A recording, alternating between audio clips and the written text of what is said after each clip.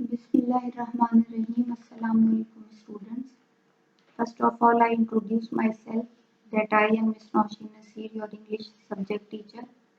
I hope you will be fine. Okay, now let's start the lesson. So students, today we will read unit number 3, The Honey Guide's Revenge, from your course book page number 36 to 38. It is a story taken from the Zulu tradition. The Zulu tribe is spread across the country of South Africa. Now start the story. This is the story of Ngede the honey guide and a greedy young man named Gingele. One day while Gingele was out hunting, he heard the call of Ngede. Gingele's mouth began to water at the thought of honey. He stopped and listened carefully, searching until he saw the bird in the branches above his head, chitik, chitik, chitik. The little bird first called out to Gingele to get his attention and then flew ahead, making sure the Gingele was following him. When he reached a huge fig tree, he hopped around and then settled on one branch, cocking his head to guide Gingele. Gingele couldn't see any bees from under the tree, but he trusted Ngede. So Gingele put down his hunting spear under the tree, gathered some dry twigs, and made a small fire. When the fire was burning well, he put a long dry stick into the heart of the fire. He began climbing, holding the cool end of the smoking stick in his teeth. Soon he could hear the loud buzzing of the busy bees. When Gingele reached the hive, he pushed the smoking end of the stick into the hollow. The bees came rushing out angrily and giving Gingele some painful stings. When the bees were out, Gingele pushed his hands into the nest. He took out handfuls of the heavy comb, dripping with rich honey. He put the comb carefully in the pouch he carried on his shoulder and started to climb down the tree.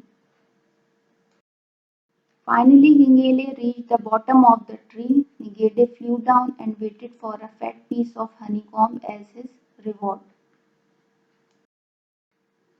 But Gingele put out the fire, picked up his tools, and started walking home. Ignoring the bird, Ngede called out angrily. So Gingele stopped and said, "The bird, you want some honey? Although I did all the work and got all the stings, why should I share this honey?" Then he walked off. Ngede was furious and decided to get his revenge. Several weeks later, Gingele again heard the honey call of Ngede, remembering the last time, and followed the bird once again. Ngede came to rest in a great thorn tree. Gingele thought the hive must be in this tree.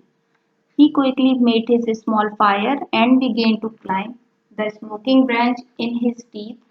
Ngede sat and watched.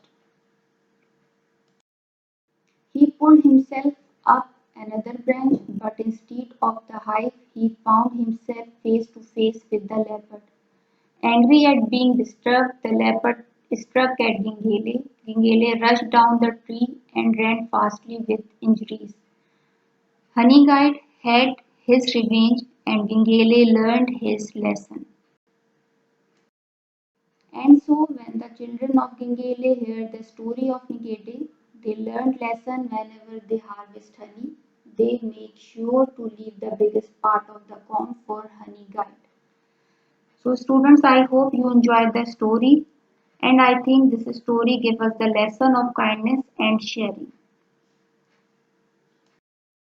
Now, there is a worksheet for you. In this worksheet, you will do write meanings of the difficult words from the course book page number 36-37 in notebook and make sentences by using these words. Also do learn to read one question 2-3 on page 39 in course book.